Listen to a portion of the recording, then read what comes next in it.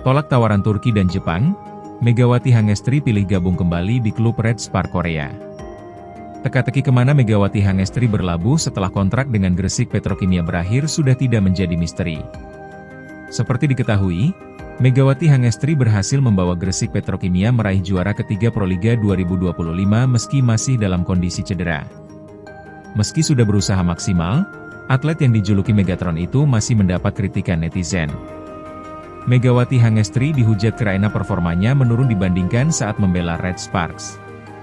Namun, Megawati Hangestri mengaku menerima kritikan tersebut dan tetap memberikan yang terbaik bagi Gresik Petrokimia.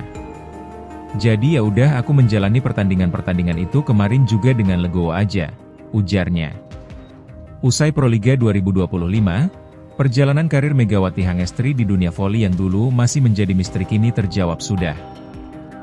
Ternyata ini alasan Megawati Hangestri kembali ke Red Sparks dan Korsel, hingga berani tolak kontrak bernilai miliaran rupiah dari Turki dan negara Eropa lainnya. Menurut Mbak Yunsul ini ya, orang-orang Korea sendiri tertarik nggak sama Mbak Megawati? Maksudnya dalam artian kayak mereka terkenal juga nggak sih di antara orang-orang voli Korea? Sangat terkenal pun. Terkenalnya gimana? Image-nya Mbak Megawati di antara orang-orang Korea gimana? Sebenarnya ini pertama kali pemain berhijab, bukan cuma di voli tapi di semua.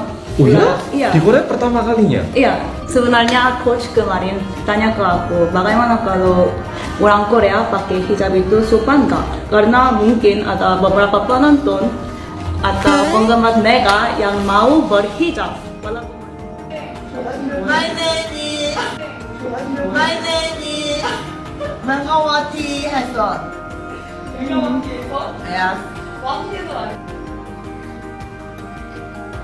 Yes. Semangga. Senang bertemu. Senang bertemu. dia. Wati senang bertemu. My name is Megawati Hasan. Yes. 와트에서 순항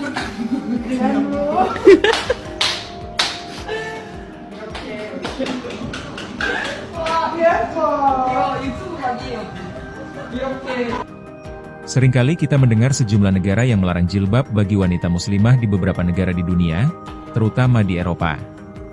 Bahkan larangan untuk menggunakan jilbab tersebut juga tertera dalam aturan resmi di pemerintahan. Dilansir dari berbagai sumber berikut ini negara-negara yang melarang jilbab. 1. Prancis. Meskipun Prancis adalah rumah bagi sebagian berkomunitas muslim di Eropa, namun terdapat salah satu kebijakan paling kontroversial yang berkaitan kebebasan beragama. Kebijakan itu adalah Undang-Undang Laicite yang menjadi dasar larangan penggunaan simbol-simbol agama di sekolah-sekolah negeri, termasuk larangan penggunaan jilbab. Alasan mendasar pemerintah Prancis mengesahkan undang-undang tersebut adalah bahwa penggunaan jilbab, nikab dan burka, baik itu di sekolah maupun di ruang publik bertentangan dengan prinsip dasar laicite di Perancis. Bagi masyarakat Perancis, laicite merupakan konsep yang menunjukkan identitas Perancis dan juga digunakan masyarakat, politisi dan ilmuwan sebagai pondasi dasar dari tindakan politik dan budaya di Perancis. Kebijakan itu pun menimbulkan pro dan kontra baik dari kalangan muslim maupun non-muslim. 2. Turki. Selama lebih 85 tahun warga Turki hidup dengan aturan sekularisasi Turki dimulai sejak terjadinya reformasi Turki yang merubah bentuk negara Turki dari kekhalifahan menjadi negara republik. Hal ini tidak lepas dari peran presiden pertama Turki yaitu Kemal Atatürk. Alhasil, Atatürk melarang pegawai negeri menggunakan pakaian yang terkait dengan keyakinan agama.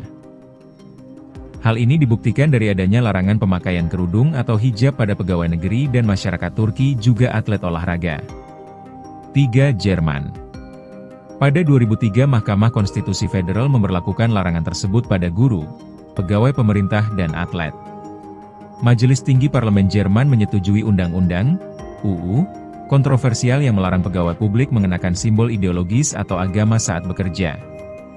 Dalam dunia olahraga yang kerap didominasi oleh narasi kekuatan dan prestasi fisik, kehadiran Megawati Hangestri Pertiwi, atlet voli asal Jember, Jawa Timur, yang juga dikenal sebagai Megatron, menghadirkan kisah berbeda. Megatron bukan hanya menonjol karena